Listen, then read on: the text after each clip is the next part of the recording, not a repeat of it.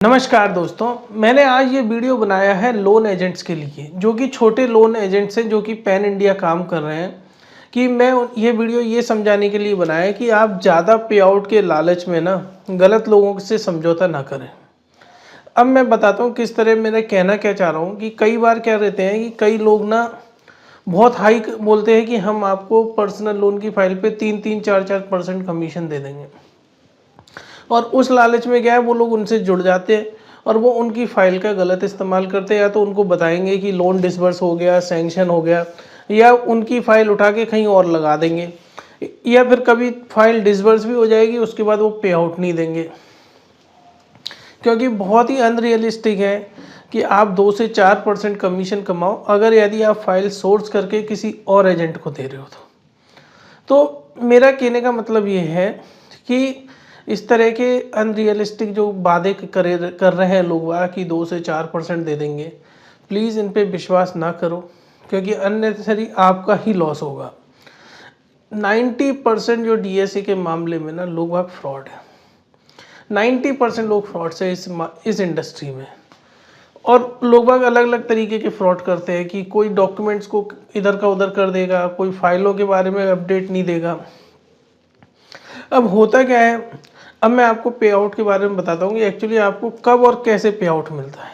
देखो, होता है क्या है कि अगर पर्सनल लोन, बिजनेस लोन की बात करी जाए ना, जो चाहे कितना भी बड़ा डीएसए हो, उसको 2.5 से 3.5% के बीच में पे आउट आता है। और अगर यदि सेक्योर्ड लोन की बात करी जाए, होम लोन की, तो होम लोन के अंदर जो पे आउट आता है वो 0.75 से लेके 1.25 तक आ सकता है। लेकिन मैक्सिमम लोगों का जो पे आउट है बैंकों का वो 1% से नीचे ही है। और लोन अगेंस्ट प्रॉपर्टी की बात करी जाए तो लोन अगेंस्ट प्रॉपर्टी में 1.25 से 1.75 के बीच में पे आउट आता है। ये पे आउट आता है कॉर्पोरेट डीएसएस को, मतलब जिन लोगों के सारे स्लैब अचीव हो रहे हैं, जैसे कि बड़े बड़े कॉर्पोरेट डीएसए में आपके एंड्रोमेडा, रूलोन्स, आरकेपीएल, माय मनी मंत्रा, ये सब आते हैं। अब होता क्या है, मान के चलो कि आप किसी कॉर्पोरेट डीएसए से अटैच हुए रूलोन से। अब रूलोन से आप अटैच हो गए, आपने एग्रीमेंट वगैरह सब करवा लिया। अगर आप उसको जो भी बिजनेस दे रहे हो वो रूलोन्स के कोड में रजिस्टर हो रहा है, रूलोन्स क्या करेगा, जो भी पे आउट उसको आएगा ना, उसका 90% आपको ट्रांसफ़र कर देगा, 10% खुद रिटेन करेगा। ये होता है कि आप डायरेक्टली बड़े कॉर्पोरेट से जुड़े हुए हो। अब मान के चलो आप किसी ऐसे व्यक्ति से जुड़े हुए जिसने एंड्रोमेडा रूलोन्स का कोड ले रखा है, और अब आप फाइल उसको दे रहे हो बजाय डायरेक्टली कंपनी में देने। तो होता क्या है, इस केस में आप सिर्फ सोर्स करके फाइलें दे रहे हो, जबकि जो व्यक्ति जो एंड्रोमेडा रूलोन्स का जो ऑफिस चला रहा है वो अपनी टीम के माध्यम से वो वाली फाइल लॉगिन करवा रहा है।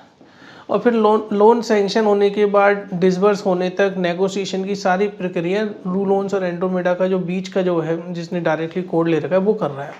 आप कुछ नहीं कर रहे हैं, आपका काम सिर्फ ये है, फाइलें दी, सोर्स करके दे दी, कुछ पेंडेंसी हुई तो वो कंप्लीट करें।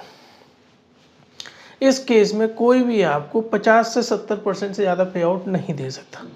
मान के चलो, अगर आपने पर्सनल लोन की 10 लाख की फाइल करी और उस पर आईसीआईसीआई बैंक से 2.5% का पे आउट अगर एंड्रोमेडा, 3% का पे आउट अगर एंड्रोमेडा को मिला है, तो वो आपको 1.5% से लेके 1.8% तक का ही पास ऑन करेगा। देखो, हर चीज़ की कॉस्ट होती है।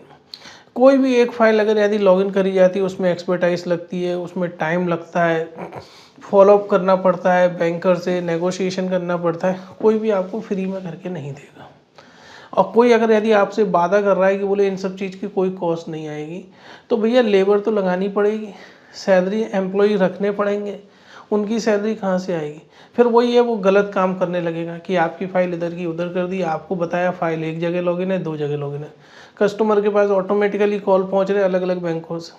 अब चूंकि कस्टमर को लोन की रिक्वायरमेंट होती है तो वो जहाँ से वहाँ आ जाता है, लॉस आपको हो गया।